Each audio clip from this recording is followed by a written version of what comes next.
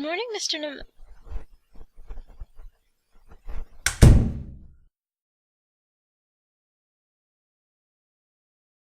Where's Mr. Namora? The nurse told me the same thing I always hear. The same dreadful words. Not again. Not those words again. Not Mr. Namora.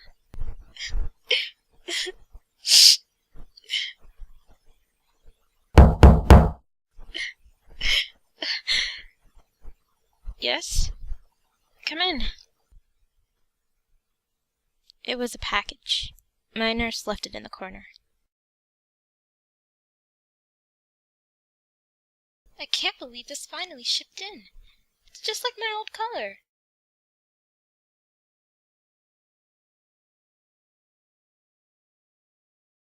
I should return this. Return it and instead buy Namora some flowers. It's not important.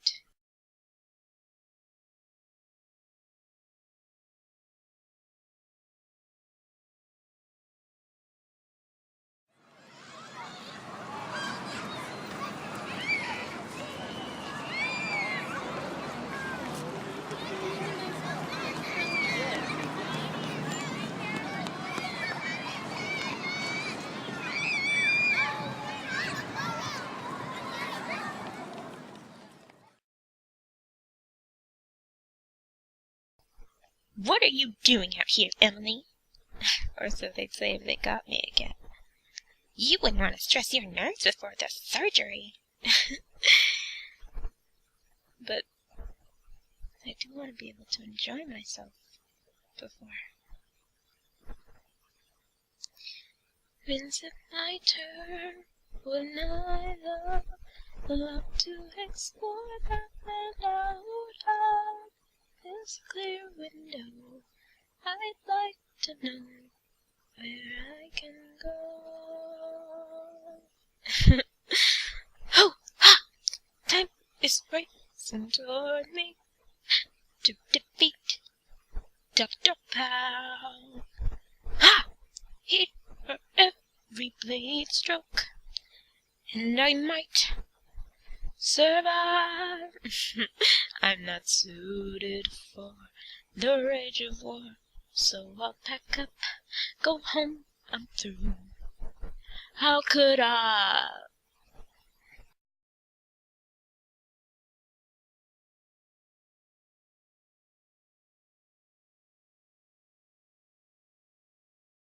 That's right. This room has weird soundproofing, so sounds can be turned on or turned off for me, but the outside always hears me by intercom in case something happens. Hi!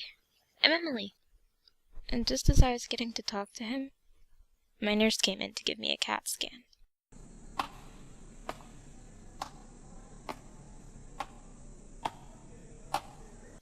He's the first person to talk to me, other than one of my nurses, since I found out about the surgery.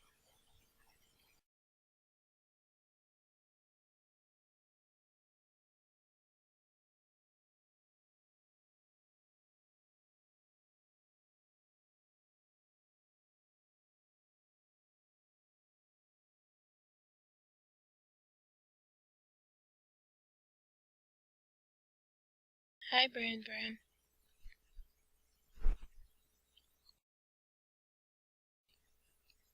Brayden, what time is your therapy at the hospital tomorrow?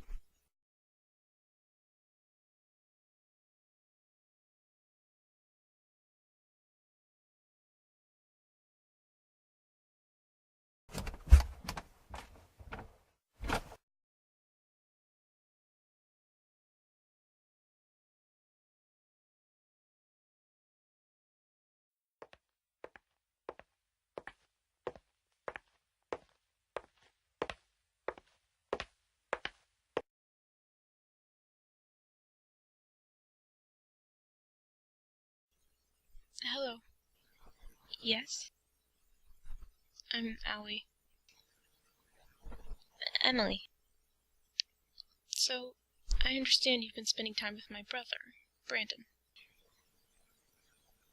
Oh, yes. He's very fun. What do you two talk about? Well, actually, I've never really spoken to him. He can hear me through intercom, but I can't hear him. I see. Why? Do you like spending time with my brother? Yes? Then please continue to do so. And don't mention this talk with him. Wait, why? Does he have a hard time making friends or something? So do I. Have you ever wondered why Brandon comes to the hospital? Well, he goes to the rehab facility often. I figured maybe a broken bone. He's in rehab, but it's not for a broken bone or anything. He's just... 3 years ago, Brandon and my mother died in a car crash. She was walking to the grocery store when a car's brake lost control and swerved right into her. Without his wife, our dad was a broken man. I've always thought he'd remarry eventually, but last year he committed suicide. And then 5 months ago, our godmother, who had been taking care of us since our parents, refused to stay with us.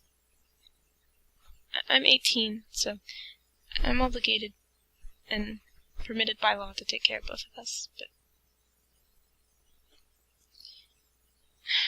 Well, Brandon's been suffering a form of post-traumatic stress disorder. He was always so happy, and shrugged off any signs of sadness at our parents' deaths, but once we were abandoned, he lost it. The poor thing's been unwilling to speak and in rehabilitation for the past while because of it. I think if he continues to have a friend, he'll speak when he's ready. Don't feel at all obligated to consign to any of my requests if you wish not to. I ask for my brother's sake, but I won't force Brandon's burden upon you. Every time I meet with Brandon, he would dance, or I would sing, or we'd do both. I taught him a couple songs, and he taught me a couple moves, and I'd never spoken a word to him, but he's become my best friend. It's just so sad that he has to go through that, feeling like he's alone. I'm scared, Brandon. I mean, the doctor, Dr. Powell, she says it'll all go by smoothly. She explained the process to me. They numb my head, bolt my skull to the electrical table, and the surgery happens behind me while I'm awake, and do basic logic exercises in front of me. I know this hospital specializes in brain surgery and everything. I've just heard so many horror stories, and I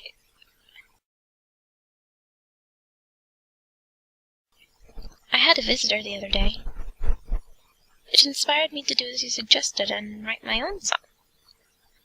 Would you like to hear it? I mean, I haven't worked out the rhythm and notes yet, but... Of course. A free bird leaps on the back of the wind and floats downstream till the current ends and dips his wing in the orange sun rays and dares to claim the sky.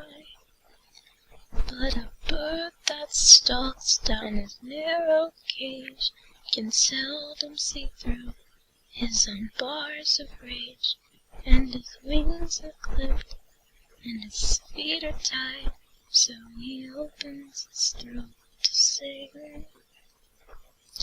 A caged bird sings with a fearful trill of things I've known, belonged or still, and his tune is heard on a distant hill, for the caged bird sings of freedom.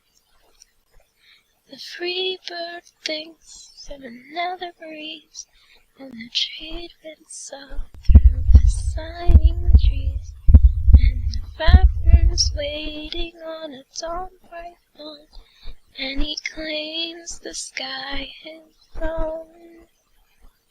But a caged bird stands on a grave of dreams. His shadow shouts on a nightmare screams. His wings are clipped and his feet are tied, so he opens his throat to sing. The caged bird sings with a fearful trill of things unknown, longed for still, and his tune is heard on a distant hill, for the caged bird sings of freedom.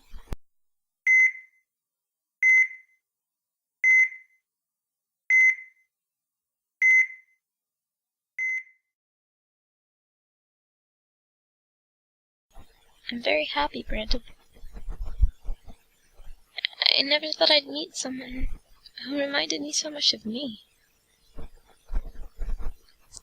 I thought I was going to die, so I'm happy. Even though the needle slipped and things are a little different, and the hospital gave me the most rusty, disgusting wheelchair they had. They say with some therapy that I might be back on my feet again soon, though. Even if the therapy doesn't work, I'm no longer scared of what I thought was my inevitable fate, or thinking about the unknown euphoria that life outside that window had to hold. Wishing my life was normal, and that I had my brown hair on my head, and tons of friends by my side, and pretty, unpale skin. My life is no longer contingent on any of that. I feel like everything I've ever wanted, it's all right here somehow. In this day, in this morning, I'm just so happy. I've never really felt free. Yeah, me neither.